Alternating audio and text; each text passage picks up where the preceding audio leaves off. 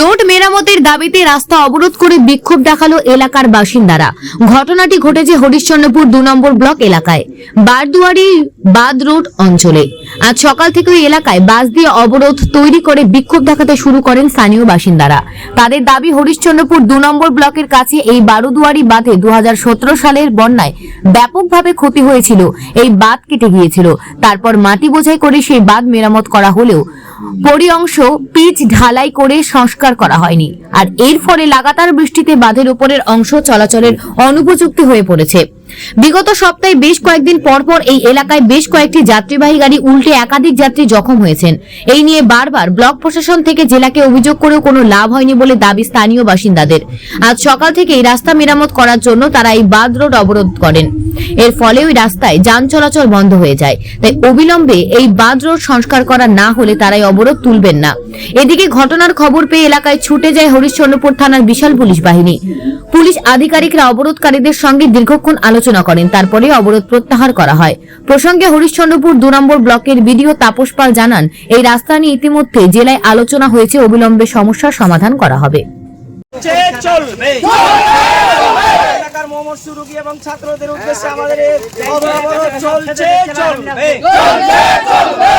Video সাহেব, আপনি ছাত্রছাত্রীদের এবং রোগীদের উদ্দেশ্যে আমাদের রাস্তা তাড়াতাড়ি মেরামত করে দিন। ছাত্রছাত্রী এবং ব্যবসায়ীর উদ্দেশ্যে পথ অবরোধ চলছে চলবে। ইমার্জেন্সি করার দরকার আছে।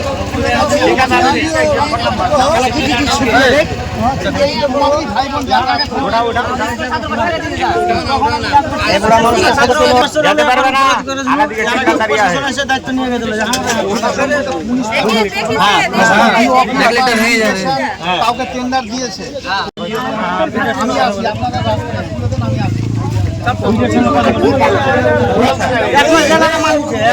আমরা এই পথ অবরোধ করেছি দীর্ঘ 10-15 দিন থেকে। বৃষ্টি, তার মধ্যে কন্ট্রাক্টর মারফত এলাকায় রাস্তাকে খুঁড়ে দেওয়া হয়েছে, পানি দুই ধারের জলকে বন্ধ করে দেওয়া হয়েছে।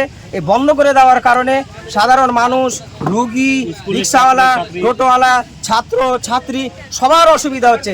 এখানে গাড়ি উল্টে গিয়ে মানুষ একেবারে নিজের প্রাণ বাঁচাতে একেবারে অস্থির হয়ে পড়ছে। এই জন্য আমরা এলাকায় চাইছি দ্রুত আজকে এই 10-24 ঘন্টার মধ্যে রাস্তা মেরামত করে দেওয়া হোক।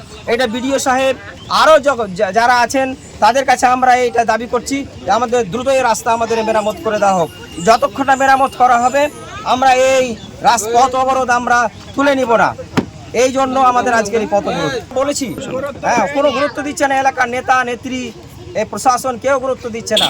এটা কয়েক হাজার গ্রামে এটা দিয়ে চলাফেরা। এই এলাকা দিয়ে আমরা মালিয়র আপনার মিটনা, খোপাকাটি, ইসলামপুর, চাঁদপুর, চণ্ডীপুর, তালভাকড়িয়া, বিভিন্ন এলাকায় আমরা কুমিদপুর, সাদলি চক, বিহারের লাভা, কাটিহারের রুগীরা সব এইটা রাস্তা দিয়ে যাওয়া আসা করে।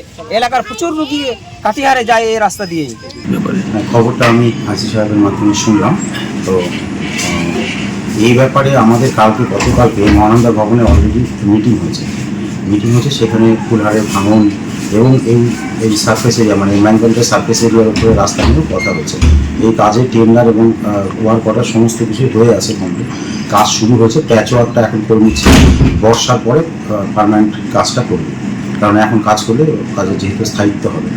তো বাকি যে জিনিসপত্র পড়ে থাকার জন্য সাধারণ মানুষের যেটা অসুবিধা হচ্ছে, সেটা আমি যিনি কাজ পেয়েছেন এক্সিকিউটিভ ইঞ্জিনিয়ারের সাথে সেটা আমি কথা বলবো, যাতে উনি যাতে তাকে ইনস্ট্রাক্ট করেন ইমিডিয়েট যাতে আজকে কালকের মধ্যে যাতে এই ব্যাপারটার একটা সুরাহা করে।